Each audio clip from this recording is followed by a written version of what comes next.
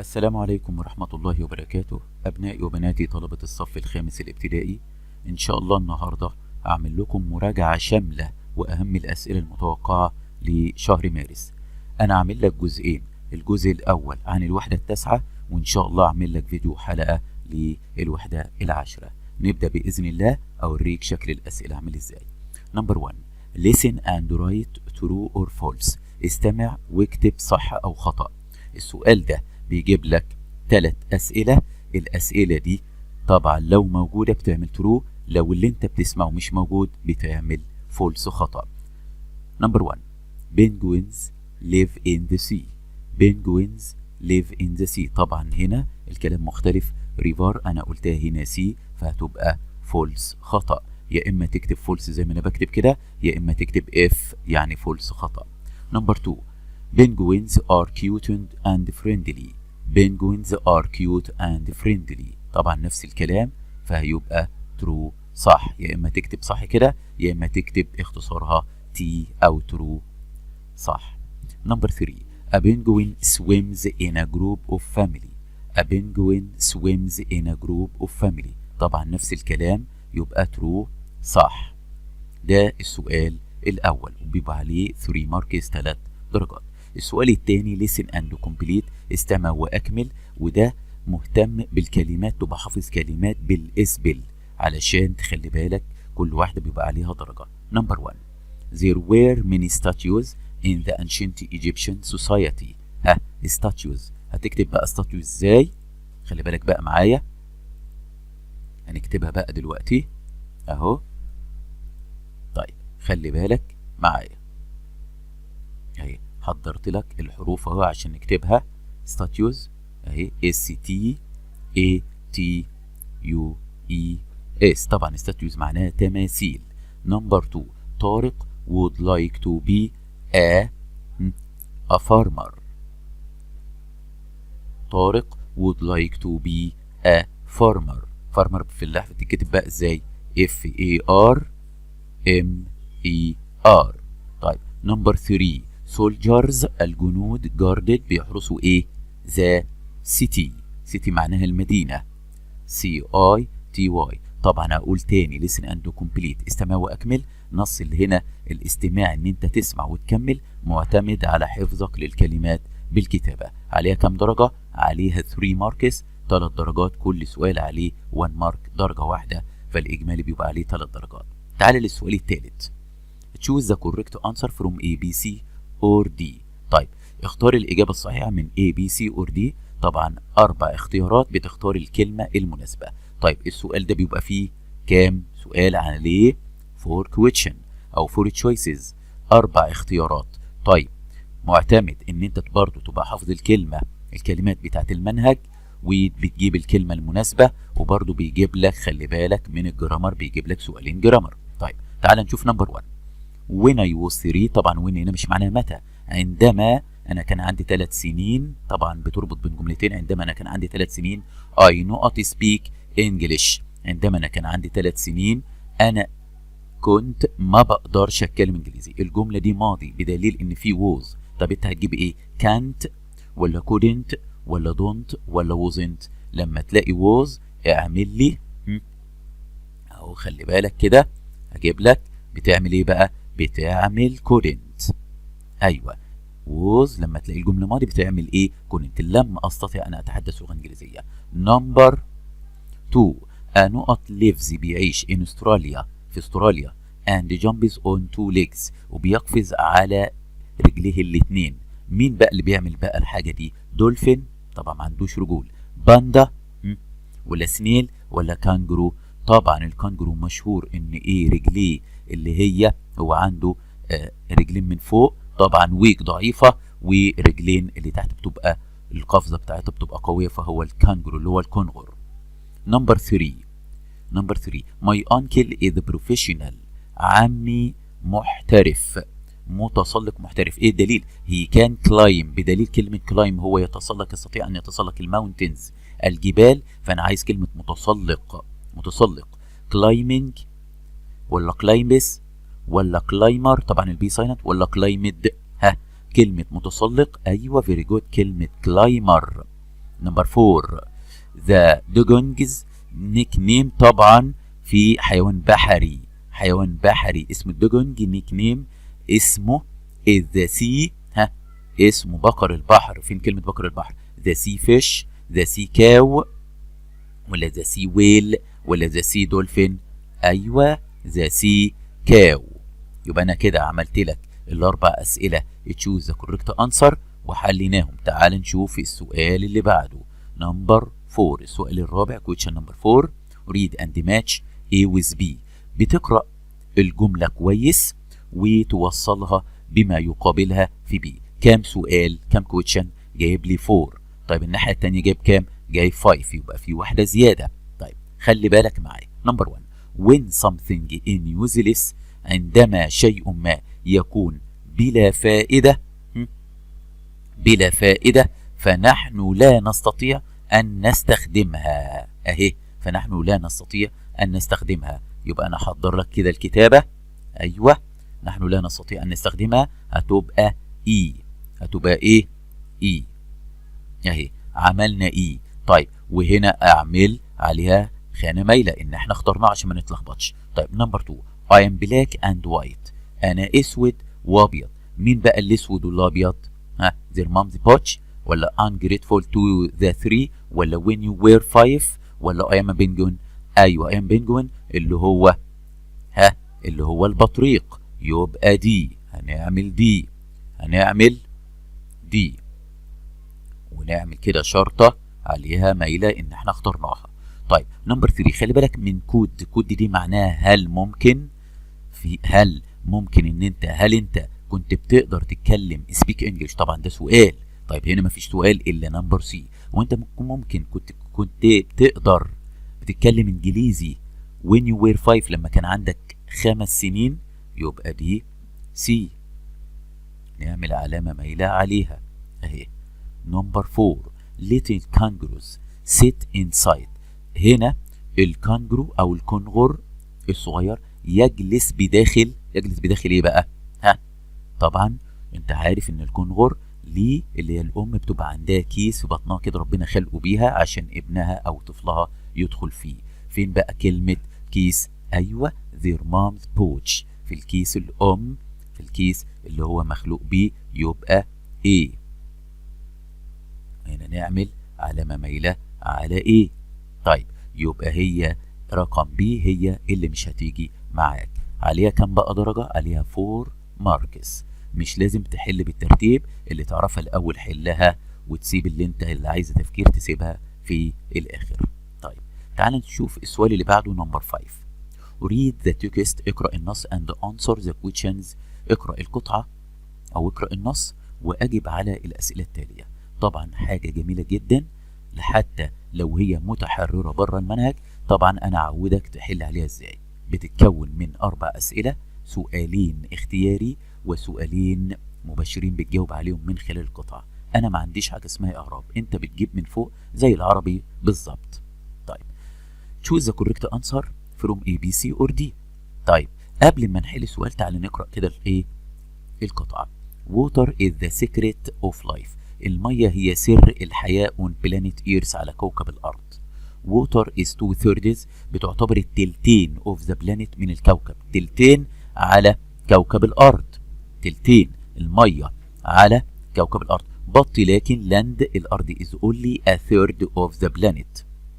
اليابس، اليابس اللي هي الأرض، الأرض فقط التلت، يبقى التلتين مية والتلت يابس على كوكب الأرض. It comes from lakes، بتيجي بقى عبارة، المية دي عبارة عن lakes بحيرات، oceans محيطات، rivers أنهار، and rains وأمطار.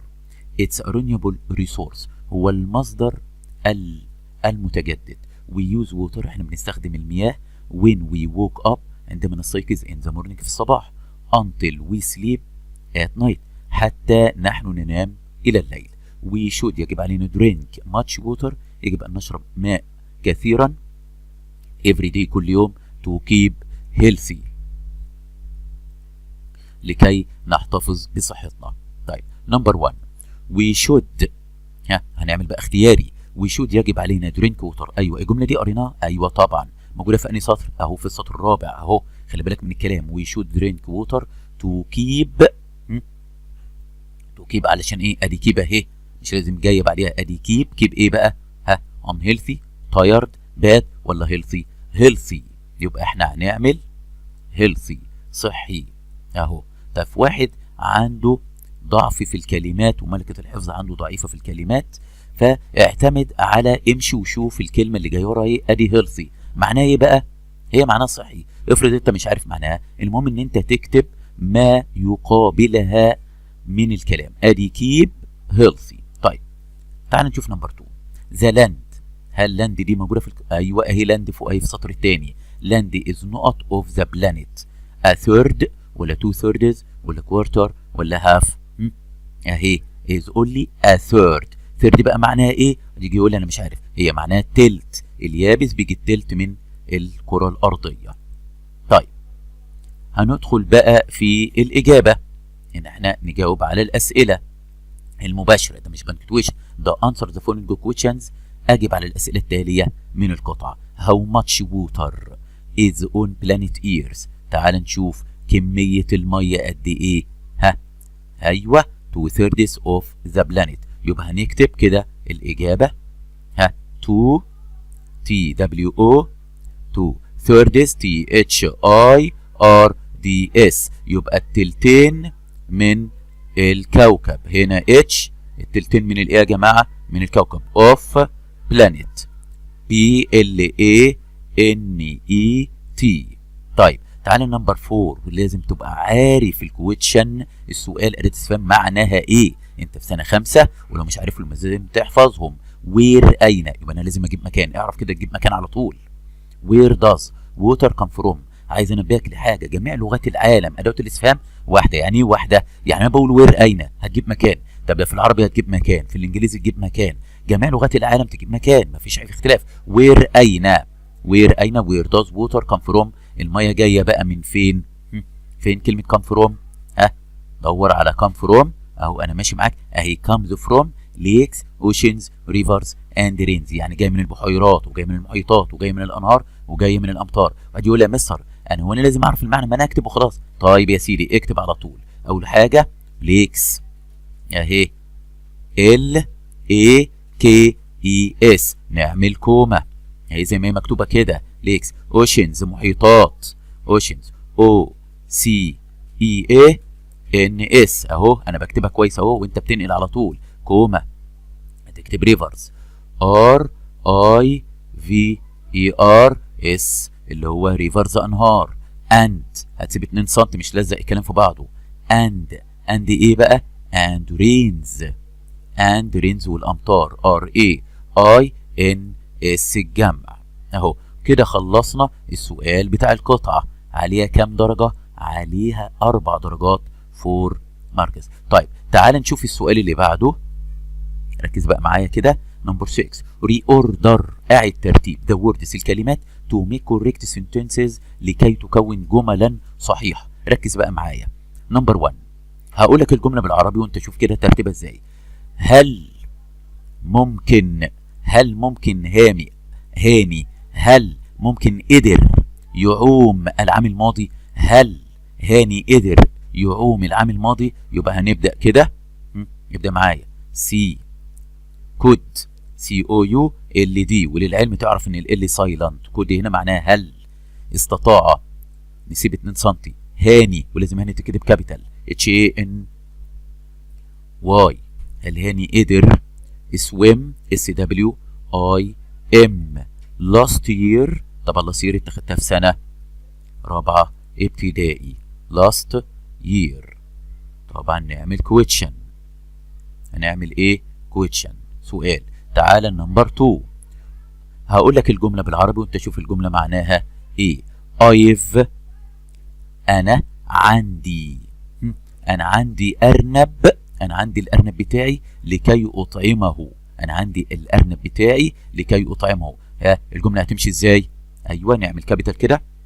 I apostrophe VE. I've اهو اعملها لك سمول. I've got. هي اسمها I have got على طول اختصار اللي have. I've got. انا عندي الارنب بتاعي ها الملكية اسمها ايه؟ ماي رابت. ماي رابت. RABBIT. عند الأرن بتاعي تو لكي أطعم مفيد. لكي أطعم مفيد. فول ستوب. ندخل على نمبر 3. الكانجرو يقدر يقفز عاليا جدا. يبقى يعني ده كانجروز KANGAROO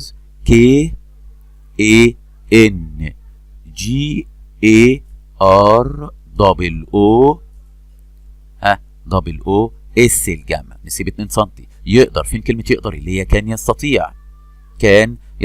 طب يستطيع عايز فعل في المصدر. كان بتحب الفعل زي ما هو. تخلي بالك من القاعدة دي. كان جامب JUMP.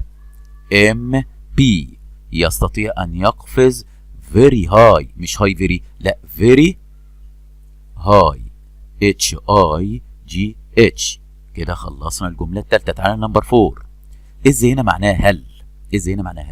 هل من المهم إن أنت تزرع شجرة؟ أيوه.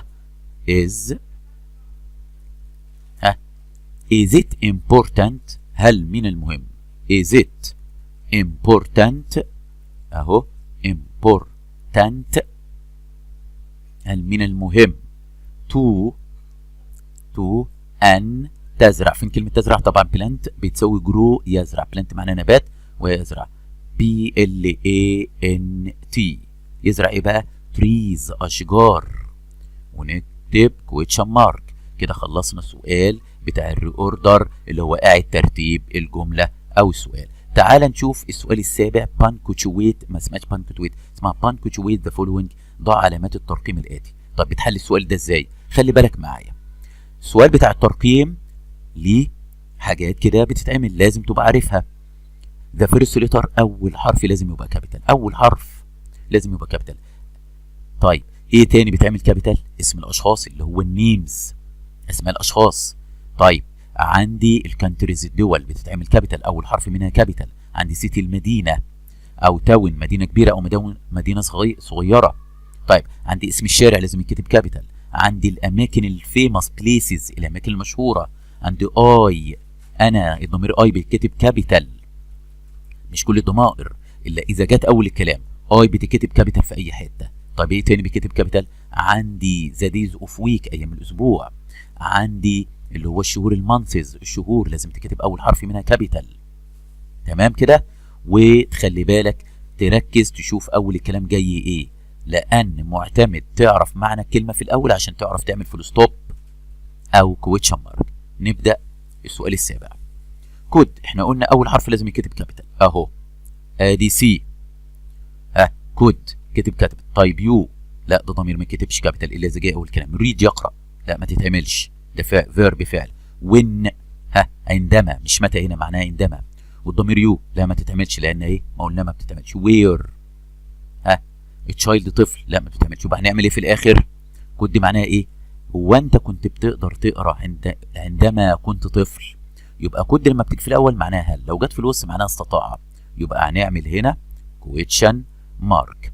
طيب تعال نشوف السؤال الثامن. write a paragraph of 40. هتكتب باراجراف، فقرة إنشائية مكونة من 40 words، 40 كلمة using the following guiding. وممكن أجيب لك عنصرين ممكن تمشي عليهم، ممكن تساعدك وتمشي عليهم. طيب هو طالب مني إيه؟ طالب مني the bats. طالب مني إيه؟ the bats، الخفافيش. طيب اكتب، مفيش بقى باراجراف بيتحفظ، طلع مهاراتك اللي انت تعرف تكتب بيها عن الخفاش. واحد يقول لي مثلا وانا عارف اعرف اكتب عربي لما اكتب انجليزي، لا حاجه سهله.